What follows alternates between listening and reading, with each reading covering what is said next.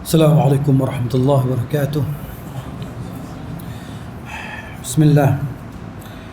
إن الحمد لله نحمده ونستعينه ونستهديه ونستغفره ونعوذ بالله من شرور أنفسنا وسيئات أعمالنا. من يهده الله فلا مضل له ومن يضلل فلا هادي له. أشهد أن لا إله إلا الله وحده لا شريك له، وأشهد أن محمدا عبده ورسوله صلى الله عليه وعلى آله وأصحابه وعلى كل من اهتدى بهديه واستنى بسنته واقتفى أثره إلى يوم الدين. أما بعد، سبحانك لا علم لنا إلا ما علمتنا إنك أنت العليم الحكيم. رب اشرح لي صدري ويسر لي أمري واحلل عقدة من لساني يفقهوا قولي. اللهم إنا نسألك علما نافعا ورزقا واسعا وشفاء من كل داء. اللهم لا سهل إلا ما جعلته سهلا وأنت تجعل الحزن إذا شئت سهلا. نقول بالله التوفيق. Alhamdulillah, syukur kepada Allah Azza wa Jalla. Pada malam ini kita telah sampai ke pertengahan. Malam ni malam 15 ni, pertengahan Ramadan. Jadi maknanya dia semakin bertambah, maka semakin memuncaklah amalan kita dan mengejar pahala daripada Allah Subhanahu wa taala dengan amal ibadah, terutamanya dengan qiraatul Quran, bacaan Al-Quran di siang hari, atau ibadah-ibadah lain qabliyah ataupun ba'diyah, solat-solat fardu, dan tentunya kita melaksanakan solat fardu berjamaah lah, okay? Kemudian di malamnya kita buat qiyamul lail ataupun salatul lail, solat malam. Dan kita berharap dan mohon kepada Allah Subhanahu wa taala dalam doa-doa kita, ya, supaya diberi ganjaran kepada kita dengan ganjaran yang besar, untuk memberatkan timbangan kebaikan kita. Yauma la yanfa'u malun wala banun illa man atallaha biqalbin salim. Pada hari yang tidak memberi manfaat oleh harta dan anak-anak kecuali orang yang mendatangi Allah Ta'ala dengan hati yang sejahtera, yakni hati yang sejahtera daripada kesyirikan dan kekufuran. Jadi pada malam ini insya-Allah sikit perbincangan, sedikit tadabbur ataupun penghayatan daripada surah yang pendek, iaitu surah Al-Ma'un, ya, yang hanya 7 ayat saja, ya, yang mana Allah Subhanahu wa taala berfirman, wa a'udzubillahi minasyaitonir rajim, ara'aita alladhi yukadzibu bid-din fadzalika alladhi yad'u al-yatim wa la yahuddu 'ala ta'amil miskin fawailul lil musallin الذين هم عن صلاتهم ساهون الذين يراءون ويمنعون الماعون. Jadi kita lihat ayat ini, di awal ayat ini separuh dia Makkiyah dan separuh lagi Madaniyah. Makkiyah ni maknanya ayat yang diturunkan sebelum hijrah Nabi sallallahu alaihi wasallam ke Al-Madinah Al-Munawwarah, zadahallahu tanwiran wa tashrifan. Maknanya ara'aita alladhi yukadzibu bid-din, tidakkah kau lihat Muhammad, ayat ini ditujukan kepada Nabi sallallahu alaihi wasallam, tidakkah kau lihat kepada orang-orang yang mendustakan dengan hari kebangkitan, ya, alladhi yukadzibu bid-din. Maknanya kata Syekh Abu Bakar Al-Jazairi rahimahullahu taala dalam kitab Aisarut Tafasir, dia kata ayat ni, ayat 3 ni, ayat 1, 2 dan 3 turun di Mekah berkenaan dengan Al-As bin Wa'il, Al-Walid bin Al-Mughirah, dan selain daripada mereka berdua daripada kafir Quraisy yang hebat-hebat ni, okay? Yang cerita berkenaan dengan sifat dan perangai mereka dan apa yang Allah Ta'ala janjikan kepada mereka daripada siksaan. Jadi mereka mendustakan hari kebangkitan, yakni penyebutan tentang sifat orang-orang yang mendustakan hari kebangkitan, mendustakan dosa dan pahala, ya. daripada golongan kafir, dan seterusnya. Yang bawah tu tentang orang-orang munafiqin di Madinah, alladzina hum an salatihim sahun, mereka yang lalai daripada solat mereka. Maksudnya apa? Mereka yang mentakhirkan solat sampai keluar waktu dia, dan kadang-kadang solat, kadang-kadang tidak. Kan Allah sebut alladzina hum an salatihim, mereka maksudnya daripada solat mereka, bukan fi salatihim. An dan fi, bukan alladzina hum fi salatihim, bukan dalam solat mereka tak khusyuk, maksud gitu. Maksud an salatihim, mereka tentang solat mereka. Maksud apa? Mereka ni orang munafikin ni, dia solat bila orang tengok ya. Kan siang-siang solat lah. Kalau subuh ke, isyak ke, ini solat paling berat ke atas orang munafikin ni, isyak dan subuh. Sebab waktu tu orang tak nampak mereka. Kan alladzina yura'un, mereka hanya riak, nak menunjuk-nunjuk tentang ibadah mereka yang mereka lakukan, orang-orang munafiqin. Jadi kemudian di antara sifat al-mukadzibin ni, yang mendustakan dengan hari akhirat, mendustakan pahala dan dosa, dia tak percaya ada kebangkitan. Aidza mitna wa kunna turaban wa 'idhaman a inna lamub'atsun. Mereka bila kita dah jadi tanah, jadi tulang repuk dah, adakah kita akan dikembalikan? Dia tak percaya ada kebangkitan. Dah matilah, mana nak hidup balik dah. Jadi begitu. Jadi di antara sifat dia kan, orang yang tidak mengambil berat tentang anak-anak yatim, ataupun menengking, mengherdik anak-anak yatim tadi. Alladhi yadu'ul yatim, dan mereka tidak memberi makan kepada orang-orang miskin, dan tidak menggalakkan orang lain untuk memberi makan kepada orang-orang miskin. Jadi mana ayat ni Allah Subhanahu Wa Taala cerita tentang sifat-sifat al-mukadzibin ni, orang-orang yang mendustakan dengan hari kebangkitan, hari pembalasan. Supaya apa? Supaya kita orang-orang beriman menjauhi sifat ni. Ini sifat orang kafir, dan juga sifat orang-orang munafik yang beramal hanya nak menunjuk-nunjuk, bukan mengharapkan pahala daripada Allah Subhanahu Wa Taala. Jadi Allah sebut dalam ayat yang pendek, surah yang pendek ini berkenaan dengan ni, supaya kita menjauhi sifat ni. Kita bersifat dengan sifat yang sebaliknya. Kita membenarkan hari kebangkitan, percaya kepada janji-janji Allah Subhanahu Wa Taala. Kemudian kita berbuat baik kepada anak-anak yatim, tidak membiarkan mereka, memberi makan kepada mereka. Ini sifat orang-orang yang beriman. Maksud dia sentiasa peka lah dengan kesusahan, dengan kemiskinan, dengan keperitan yang dialami oleh saudara yang lain, atau saudara muslimin yang lain. Macam kita hari ni lah, dalam keadaan kita di sini senang lenang, makan, minum, kan? Saudara-saudara kita di Palestin sana, di Gaza sana, dalam keadaan kesempitan ataupun keperitan, diduga diuji dengan ujian yang amat berat, kan? Maknanya keluarga mereka dibom mati, maknanya nyawa ni masing-masing tak tahu siapa nak mati lepas ni. Sekejap-sekejap bom, sekejap bom. Maksudnya kita tengok kan, kematian, kebuluran yang dahsyat hari ni. Tiba-tiba hari ni kita menikmati makanan yang sedap. Kita berada di bawah aircon, tak panas, kan? Jadi ini satu pengajaran bagi kita lah. Apa yang kita boleh buat hari ni, kita nak sampaikan bantuan macam mana kita tak mampu, tak tahu, maka paling mudah, paling kita boleh buat adalah kita berdoa lah kepada saudara-saudara kita, kan? Sentiasa berkunut dengan kunut nawazil, kunut nazilah, doakan, kan? Bizahril ghaib, ataupun dalam solat kita sendirian, doakan supaya Allah Ta'ala selesaikan, tamatkan keperitan yang mereka alami sekarang ni saudara kita. Kita boleh tidur nyenyak, dia pun tak boleh tidur. Bom sekejap-sekejap bom, sekejap bom. Kita hanya boleh tengok dalam video-video saja yang mereka hantar, kirimkan kepada kita. Kita hanya tengok dan kita hanya boleh menangis daripada jauh. Kemudian bila waktu berbuka, kita menikmati juadah makanan yang sedap-sedap. Ada manisan, ada minuman, ada makanan. Sedangkan mereka hanya makan rerumputan, makan rumput kering. Kan? Ada satu budak tu bawa guni, kan, dia cabut-cabut akar-akar rumput, bubuh dalam guni, untuk bawa balik pada family dia untuk dimakan rumput. Ini bukan cerita cerita khayalan, bukan cerita filem. Kita tengok macam kita tengok filem, tapi bukan filem, tu realiti yang berlaku.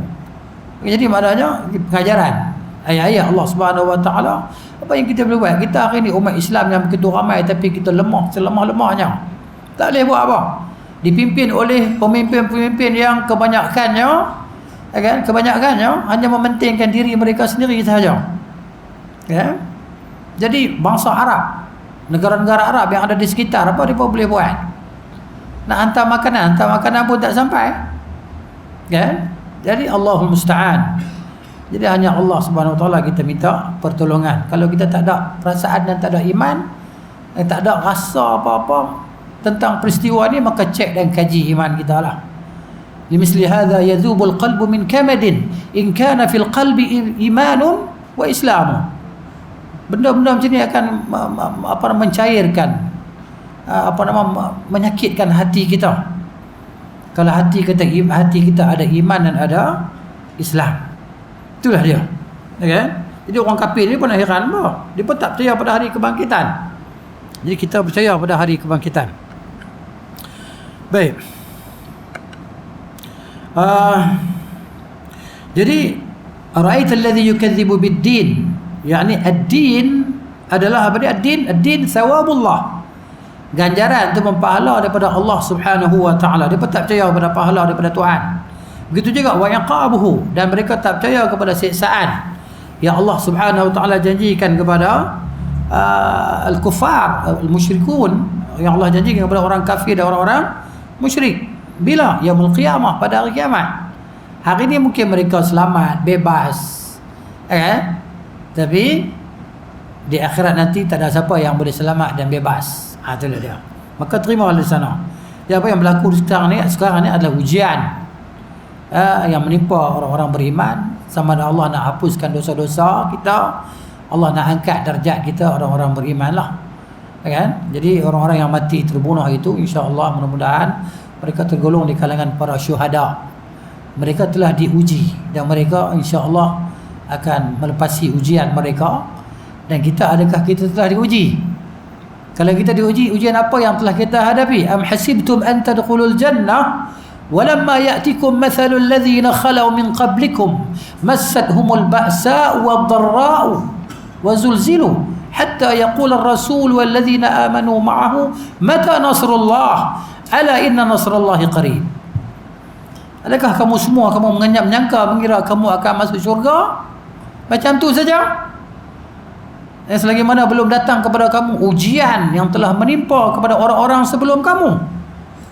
Ni sahabat-sahabat kita di Palestin ni pun telah menimpa ujian yang menakutkan, ujian yang menggentarkan jiwa mereka, kematian.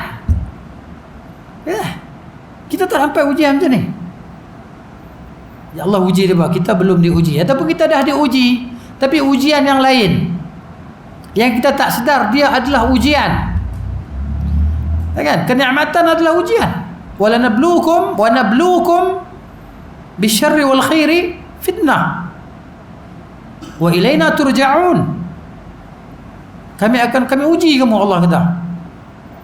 Bil khair bisyarri, dengan keburukan dan kebaikan, ujian. Sahih? Syekh yafham kalami. Masya-Allah. Jadi mana Allah kata kami uji kamu dengan keburukan, kesakitan, kepayahan, kesempitan, keperitan, dan dengan kebaikan, kenikmatan, kesenangan, kelapangan, ujian. Dua ujian. Jadi kembali kepada soalan, limadza khuliqna? Kenapa kita diciptakan? Khuliqna lil ibtila. Kita dicipta untuk diuji. Allah ciptakan kita untuk uji kita. Ada dia. Huwa alladhi khalaqal mauta wal hayata liyabluwakum. Allah nak uji kamu. Ayyukum ahsanu amala. Siapa yang terbaik di kalangan kamu amalannya? Nas'alullah al-afiyah, nas'alullah al-afwa wal afiyah fi dunya wal akhirah. Baik. Jadi Ara'aita alladhi yukadzibu bid-din. Ad-din thawabullah wa 'iqabuhu yaumil qiyamah.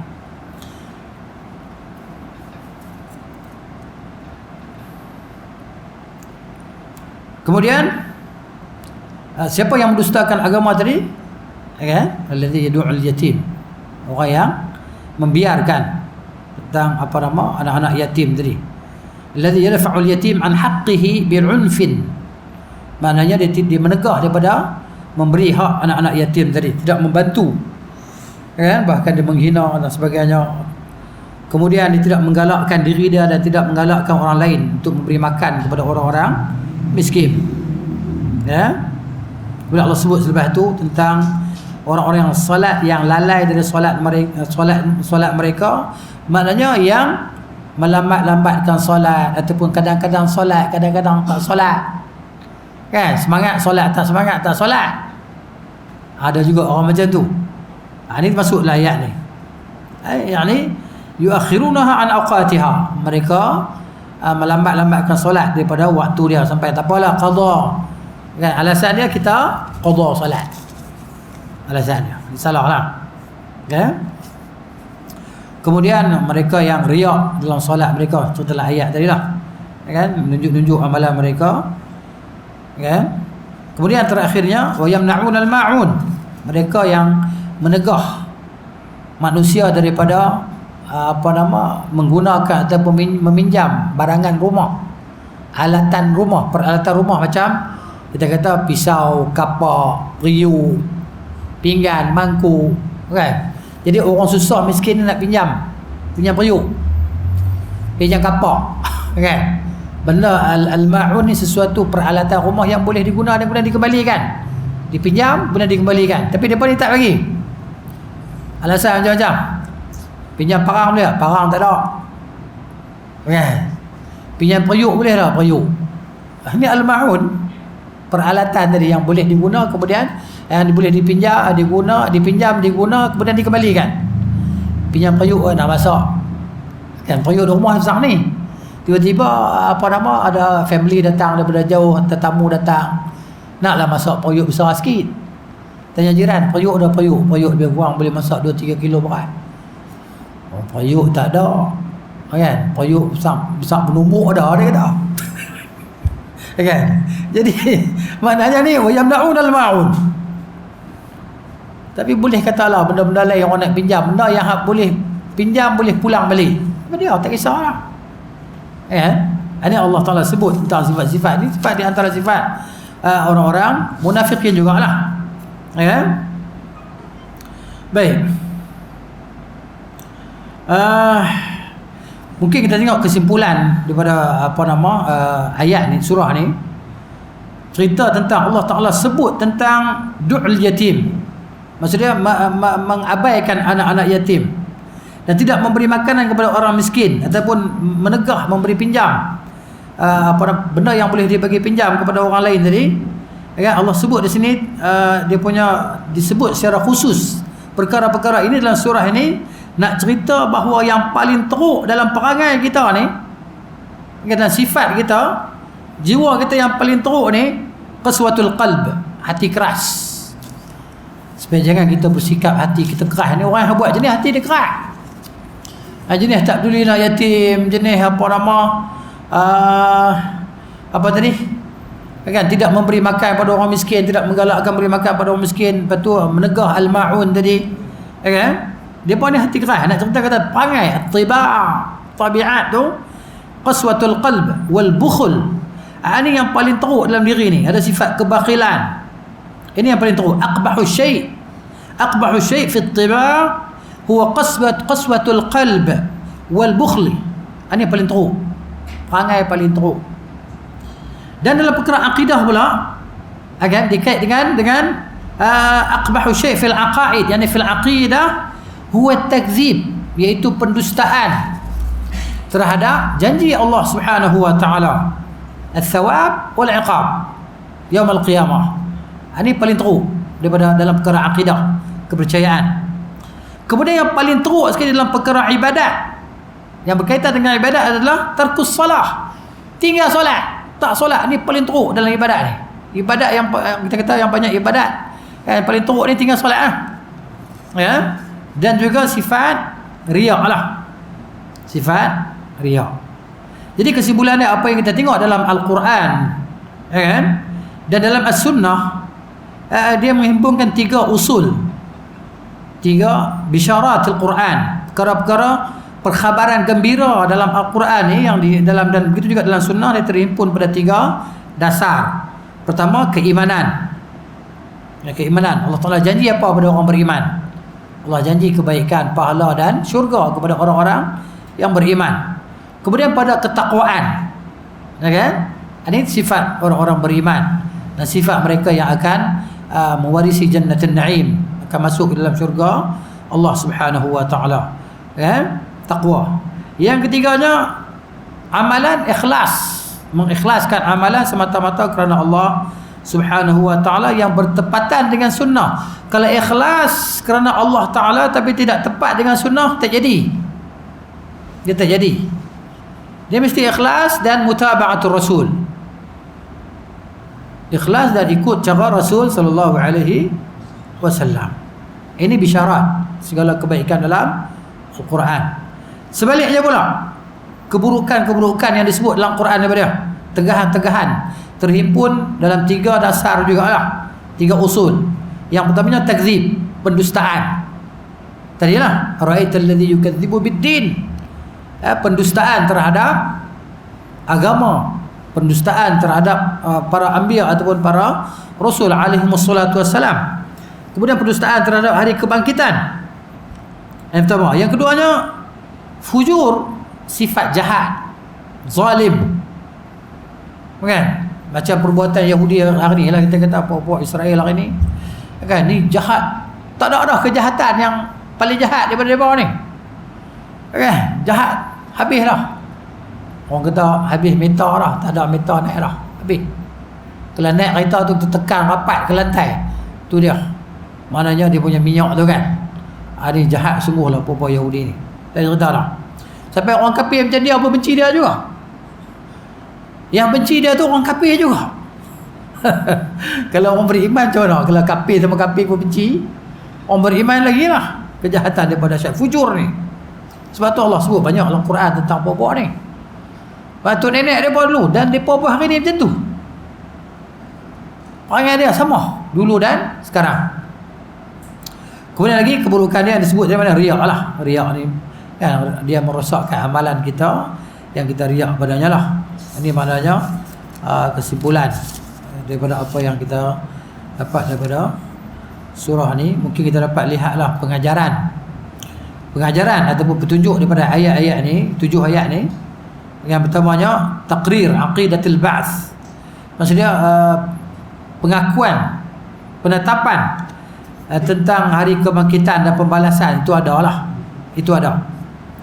Yang pertama. Yang kedua, mana-mana hati yang sunyi, yang kosong daripada percaya kepada hari kebangkitan, ya kan? Maka sahibuhu, orang yang ada hati itu, maknanya hati yang tak percaya pada hari kebangkitan, adalah seburuk-buruk makhluk lah. Tidak ada kebaikan langsung pada dia. Itu yang kedua lah, ya. Kemudian yang ketiganya, ancaman terhadap orang yang makan harta anak yatim tadi, ya, dan menghalang hak mereka daripada diberi kepada mereka, ya. Itu yang ketiga. Yang keempatnya, ancaman dan ugutan lah kepada orang-orang yang bermudah-mudahan dengan solat. Yang solat ni tak kira waktu, maksudnya dia nak mana solat lah. Asar nanti dia sembahyang sekali yang maghrib ke, ataupun asar dia buat selepas isyak ke, kan, sembahyang asar tadi.